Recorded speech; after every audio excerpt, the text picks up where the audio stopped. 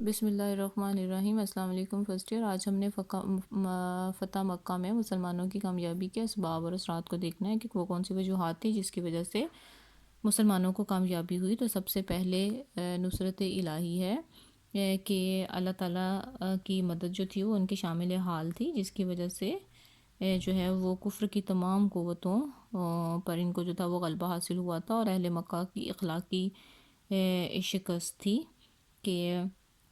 مسلمانوں کی اخلاقی برتری اور اسلامی تعلیمات کی حقانیت نے اہل کفر کے دلوں میں بھی احساس کمتری پیدا کر دیا تھا، اور وہ حق کے خلاف لڑتے ضرور تھے لیکن نہایت بددلی کے ساتھ، اور ذرا سی بدشگونی انہیں میدان سے بھگانے کے لیے کافی ہوتی تھی۔ اور اہل مکہ کی جو ہے اخلاقی شکست کی وجہ سے جو ہے مسلمانوں کو کامیابی حاصل ہوئی تھی، اور معاشی دباؤ دوسری وجہ تو تھا وہ معاشی دباؤ تھا کہ اسلامی حکومت کا اثر و رسوخ دور دور تک اس وقت پھیل چکا تھا، اور شام اور عراق جانے والے تجارتی راستوں پر مسلمانوں نے پہرے بٹھا دیے تھے، اور اس سے قریش کی مالی حالت خراب ہو گئی تھی، یہاں تک کہ انہیں اناج بھی حسب ضرورت میسر نہیں تھا، اور جتنے بھی بڑے بڑے جو ہے سرداران قریش ہیں ان کی جو تھی وہ موت ہو گئی تھی، جس کی وجہ سے اپنے لیڈروں کو مرتا ہوا دیکھ کر ان میں آپس میں بدزنی جو تھی وہ پیدا ہو گئی تھی، اور جو تھے جس کی وجہ سے مسلمان جو تھے وہ کامیاب ہوئے تھے۔ اور ایک اور وجہ یہ بھی تھی، اچانک حملہ تھا کہ لشکر اسلام اچانک مکہ پہنچ گئے تھے، اور اہل مکہ کو تیاری کرنے اور اپنے حامی قبائل کو جمع کرنے کی انہیں مہلت ہی نہیں مل سکی تھی، اور جتنے بھی باصلاحیت قریشی تھے ان کا قبول اسلام ہے کہ مسلمانوں کے مکہ کے جتنے بھی باصلاحیت افراد اب قریش کے ساتھ چھوڑ کر مسلمان ہو چکے تھے، جس کی وجہ سے ان کی حوصلے پست ہو گئے تھے، اور مسلمانوں کی مضبوطی کا یہ باعث بنے تھے، اور جس میں سے خالد بن ولید اور عمر بن عاص کے نام جو تھے اس سلسلے میں خاص طور پر جو تھے وہ قابل ذکر ہیں۔ یہ وہ چیزیں ہیں جو مسلمانوں کی کامیابی کی وجوہات بنی۔ اب اس کے ریزلٹس کیا نکلے، اس کے آفٹر ایفیکٹس کیا تھے؟ سب سے پہلے جو تھا وہ کعبۃ اللہ کی تطہیر ہے۔ کعبۃ اللہ کی تعمیر حضرت ابراہیم علیہ السلام اور حضرت اسماعیل علیہ السلام نے خدائے واحد کی عبادت کے لیے کی تھی، اور وہ کفر و شرک کا گھر بن چکا تھا۔ اس فتح سے کئی صدیوں کے بعد یہ مقدس گھر جو تھا وہ بتوں سے پاک ہوا، اور عرب کے مرکز پر اسلامی قبضہ ہو گیا، اور مکہ عرب کا مذہبی، ثقافتی، سیاسی اور معاشی مرکز تھا، اور اس پر مومنین کے قبضہ سے اسلام کو عربوں کی اکثریت حمایت حاصل تھی، اور کفر اور شرک کی بجائے عرب میں اسلام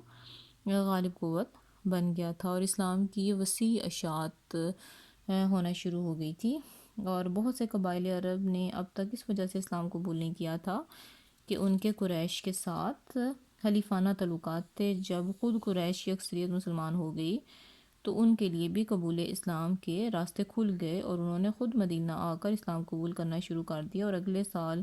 کو ان وفود کی وجہ سے عام الوفود کہا گیا۔ عوام الناس میں سے ایسے بہت سے لوگوں کی اکثریت تھی جو اس وجہ سے قریش کی پیروی کرتے تھے کہ ان کے نزدیک قریش خدا کے مقرب تھے، اور خانہ کعبہ پر باطل کا اقتدار ممکن ہی نہیں تھا، چنانچہ وہ یہ کہتے تھے کہ محمد صلی اللہ علیہ وآلہ وسلم کو اپنی قوم سے نمٹ لینے دو، اگر اس نے اپنی قوم کو زیر کر لیا تو وہ نبی صادق ہے۔ فتح مکہ نے ایسے تمام لوگوں کو اسلام لانے پر آمادہ کر دیا تھا۔ اس کے بعد قریش مکہ کے دلوں کی تسخیر ہو گئی۔ فتح مکہ کے بعد آن حضور صلی اللہ علیہ وآلہ وسلم نے لوگوں کو زبردستی مسلمان نہیں بنایا، بلکہ عفو اور حلم کے ساتھ ان کے دل مسخر کر لیے۔ بتوں کی ناطاقی کے علاوہ خود بھی قائل ہو چکے تھے، اس لیے ان کی اکثریت نے تہ دل سے اسلام کی حقانیت کا اقرار کیا، جس کے نتیجہ کے طور پر ان کی غیر معمولی صلاحیتیں اور اثر و رسوخ اسلام کے لیے استعمال ہوا۔ اس کے علاوہ بیرون عرب اسلام کی بہت زیادہ اشاعت ہوئی تھی۔ حضور صلی اللہ علیہ وآلہ وسلم تمام دنیا کے لیے رسول بنا کر بھیجے گئے تھے، لیکن اب تک آپ صلی اللہ علیہ وآلہ وسلم کو قریش مکہ کی معاندانہ سرگرمیوں کی وجہ سے بیرون ملک اشاعت اسلام کے لیے مؤثر اقدامات کرنے کا موقع نہیں ملا تھا، اور صرف ایک مرتبہ دعوتی خطوط لکھوائے گئے تھے۔ فتح مکہ کے بعد عرب متحد ہو گیا، اور ایک ایسی اسلامی ریاست وجود میں آئی جو عرب سے باہر اسلام کی اشاعت کے لیے مؤثر اقدامات کر سکتی تھی۔ ایران اور روم کی حکومتوں نے اس کا راستہ روکنے کی کوشش کی تو وہ ٹکرا کر پاش پاش ہو گئیں اور اسلام دنیا کی سب سے بڑی قوت بن کر اس وقت ابھرا تھا۔